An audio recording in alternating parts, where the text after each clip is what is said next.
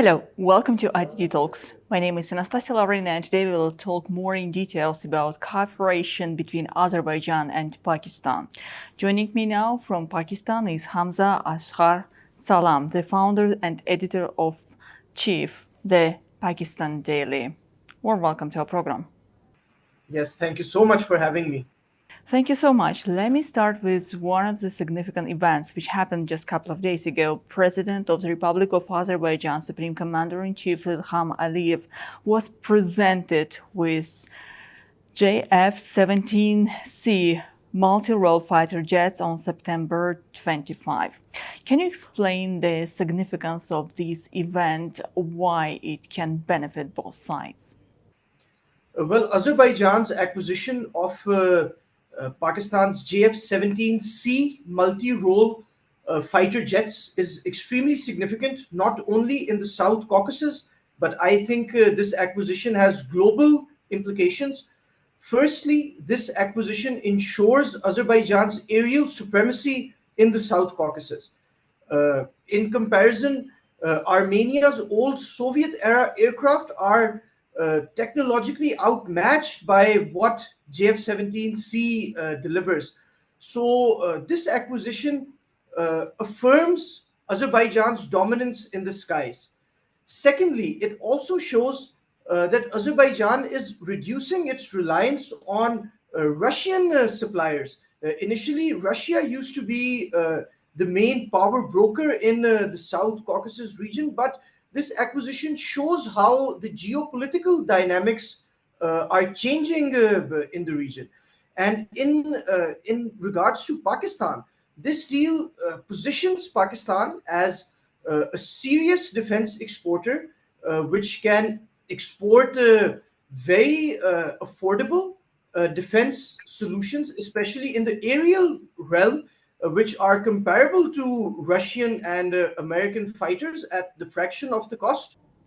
Well, could you please provide more details about technical characteristics of this JF-17C, like why we should pay more attention to these fighter jets? Well, yes, Azerbaijan is the fourth foreign nation to acquire these jets, but it is the first nation to acquire the latest variant, the JF-17 Block 3 jets.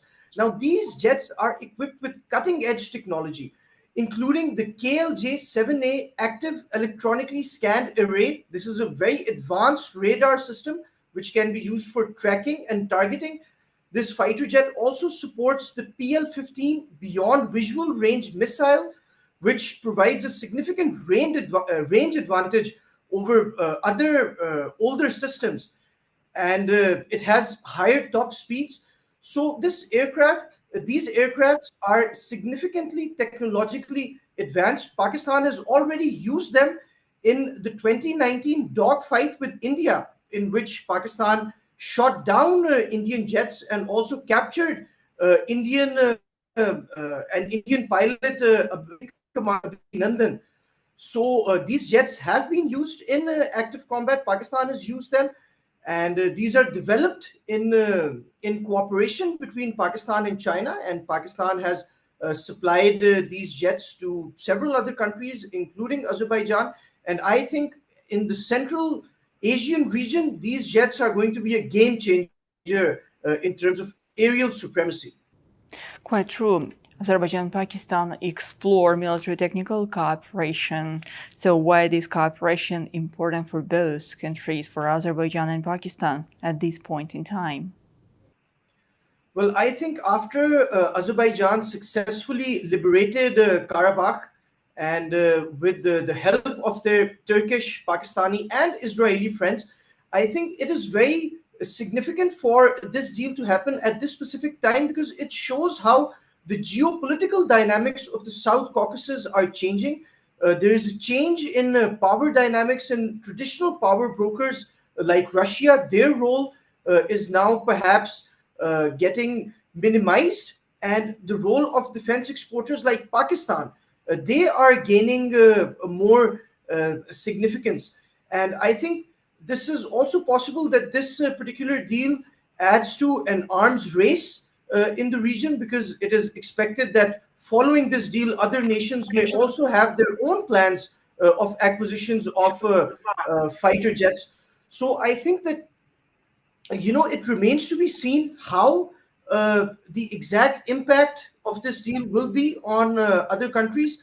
But as far as the relationship between Pakistan and Azerbaijan is concerned, I think that this deal solidifies and cements this bond. Well, and how might this cooperation affect the regional security dynamics, particularly with neighboring countries? You partially answered my question, and I would like to get a broader answer.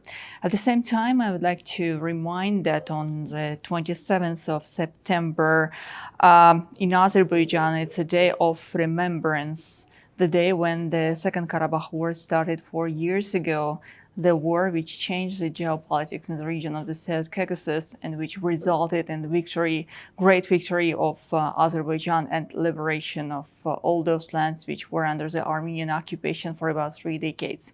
So please share with us your opinion, your vision of the situation, and how the partnership between our countries may affect the geopolitical situation in the South Caucasus. Well, yes, but on behalf of the people of Pakistan, I would like to extend we honor the martyrs of Azerbaijan, and they are our brothers. And the people of Pakistan, stand by the Azerbaijani nation, the Azerbaijani military, and we honor the martyrs of Azerbaijan on this historic day. But yes, as I mentioned earlier, it is possible that there is an arms race. It is possible that Armenia tries to acquire fighter jets from other nations, and it is possible that other countries who perhaps feel that a vacuum is being created in the South Caucasus may enter this realm and may also become significant defense suppliers in the future. But I think that while these are speculations, the facts remain that Azerbaijan, even in 2020, they showed their aerial supremacy with the use of drones, UAVs, and now with this significant machinery, I think that as the situation stands today on the 27th of September 2024, these jets have been inducted into Azerbaijan's Air Force. And as the situation stands, there is no country in Central Asia which can match Azerbaijan's aerial arsenal. So I think that at least in the short to medium term, this comparative advantage will stay unless other countries, including Armenia, acquire new systems, which will take some time, possibly a few years. And the last question I would like to address, being an expert and a journalist, share with us your vision of the post-conflict development in the region of the South Caucasus. Two sides, Armenia and Azerbaijan, are on the way to sign a peace agreement. At the same time, the position of Armenian government is not clear. Therefore, they try to postpone the date when two countries may come up to any kind of agreements. Therefore, what's your vision of the situation? How close we are to the day which can bring the long-awaited peace to the region? Well, there is always hope that diplomacy will determine a peaceful outcome. I think Azerbaijan, despite its military superiority and its military gains, it has extended an olive branch and has behaved as a very responsible state. But in response, Armenia has not exhibited a lot of responsibility, and their diplomatic actions have shown hostility rather than an attempt to resolve this crisis. I think it is very important for Armenia to initiate changes in their constitution, which is absolutely required for the peaceful resolution of this conflict. And I also think that while these diplomatic efforts continue, and I do hope that in the upcoming meetings, at least there is progress, the situation moves further. I also think that it is very important and necessary for Azerbaijan to prepare itself militarily, because oftentimes, especially in this volatile region, military outcomes do determine diplomatic outcomes, or they do have a great influence on how diplomacy is conducted. So while there are efforts, and the United States and other nations may try to resolve these matters diplomatically, I think that Azerbaijan and its allies, including Pakistan, should be prepared for any and every eventuality, whether in the military realm, whether in the geopolitical realm, or whether in the diplomatic realm. It's absolutely, as it was mentioned by the President of the Republic of Azerbaijan, Mr. Ilham Aliyev, the development of military sphere will be among the top priorities. More investment, more capacities. Of course, we have to think about peace development in the region, but we have to be ready for all possible scenarios.